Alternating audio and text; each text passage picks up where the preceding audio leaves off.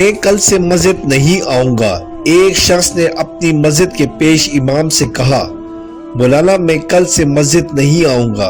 پیش امام صاحب نے پوچھا، کیا میں سبب جان سکتا ہوں؟ اس نے جواب دیا، ہاں کیوں نہیں، دراصل وجہ یہ ہے کہ جب بھی میں مسجد آتا ہوں تو دیکھتا ہوں کہ کوئی فون پہ بات کر رہا ہے، تو کوئی دعا پڑھتے وقت بھی اپنے میسیجز دیکھ رہا ہوتا ہے، کہیں کونے میں غیبت ہو رہی ہوتی ہے، تو کوئی محلے کی خبروں پر تبصرہ کر رہا ہوتا ہے، وغیرہ وغیرہ۔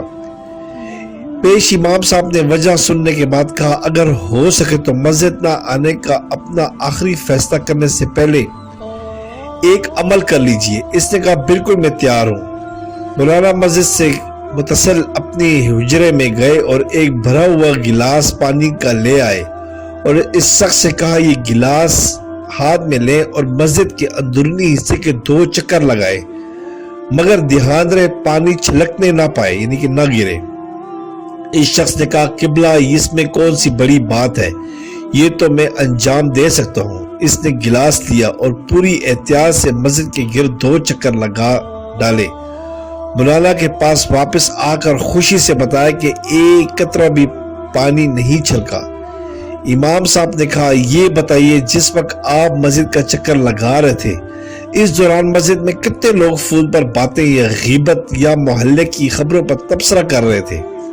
اس نے کہا، قبلہ میرا سارا دھیان اس پر تھا کہ پانی چھلکنے نہ پائے، میں نے لوگوں پر توجہ ہی نہیں دی تھی۔ پیش امام صاحب نے کہا، جب آپ مسجد آتے ہیں تو اپنا سارا دھیان خدا کی سمت رکھیں۔ جب آپ خالص خدا کے لیے مسجد میں آئیں گے تو آپ کو خبر ہی نہیں ہوگی کہ کون کیا کر رہا ہے۔ یہی وجہ ہے کہ قرآن کہتا ہے کہ رسول کی پیروی کرو، یہ نہیں کہا کہ مسلمانوں پر نظر رکھو کہ کون کیا کر رہا ہے۔ خدا سے تمہارا رابطہ تمہارے اپنے اعمال کی بنا پر مضبوط ہوتا ہے، دوسروں کے اعمال کی بنیاد پر نہیں۔ اللہ جانے اور اس کے بندے۔ سبسکرائب کریں، لائک کریں اور بیل آئیکن پہ کلک کریں تاکہ آپ کو اس طرح ہی پیاری اچھی اسلامی ویڈیو ملتی رہے۔